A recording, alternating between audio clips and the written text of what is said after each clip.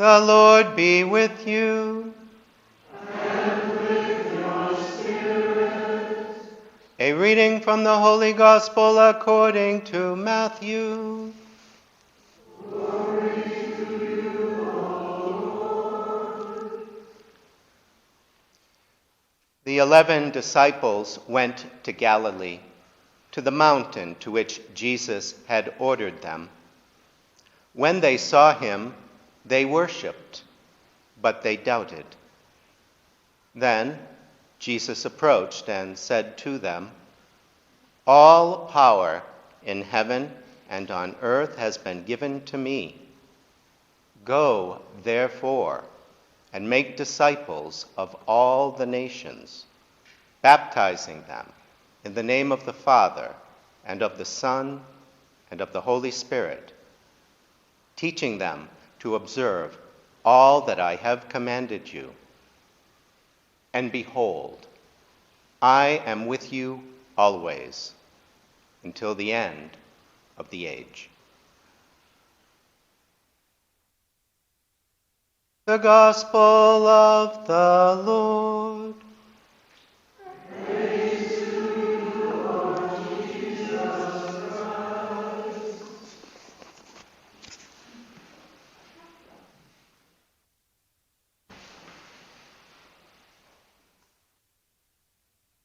They worshipped, but they doubted.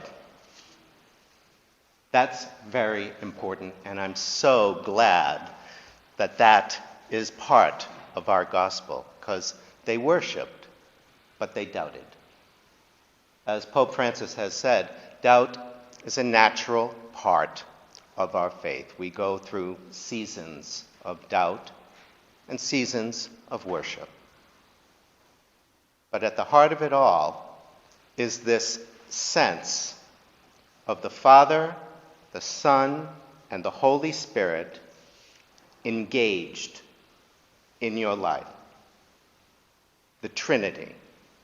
It sits at the heart of our faith. It defines what we do and who we are as disciples. But what is it? One of my professors in seminary, he said that back in the day, the Trinity was the last final subject taught before graduation, and it was presented as the ultimate mystery. Now that you've learned so much, now you can solve the puzzle of the Trinity.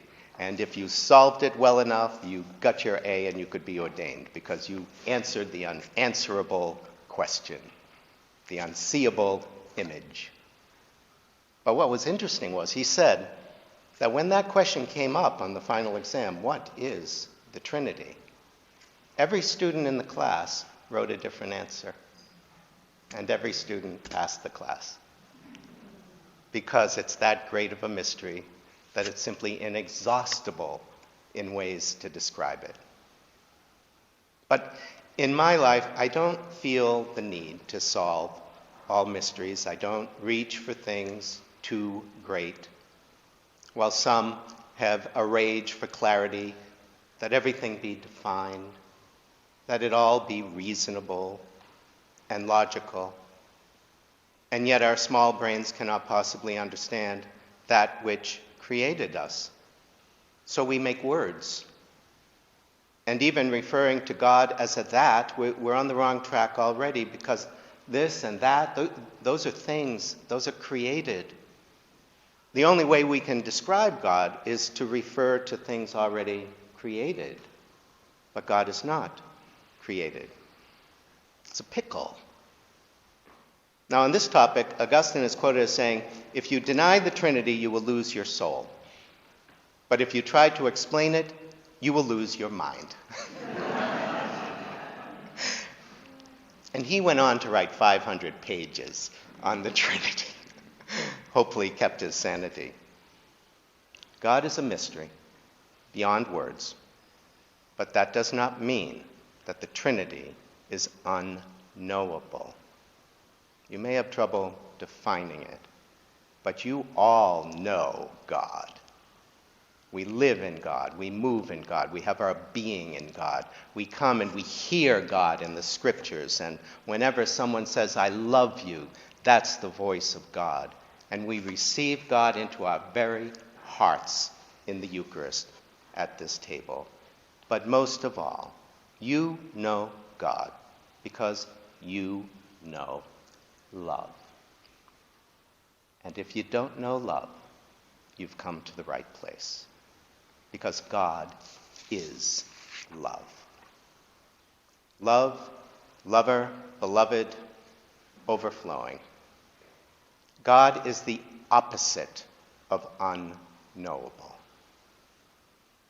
God's wisdom is inexhaustible. We'll spend all our lives, every day you can wake up and learn something new about God. We learn about God's love. We receive that love. We were created for that love as the God seekers and the great lovers of God's universe. Do we do that well? No. And yet every day we try again to be better lovers. And day by day we grow better. We become Catholic experts in love.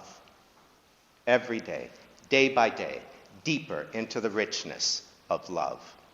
And then we will spend eternity exploring this love in the fields of the Lord, and we will sing God's praise forever. We call that love grace. And as the hymnist sang it, it's grace that brought you here. It's grace that will bring you home to heaven. And when we've been home to heaven 10,000 years, shining like the sun, we've no less days to sing God's praise than when we'd first begun.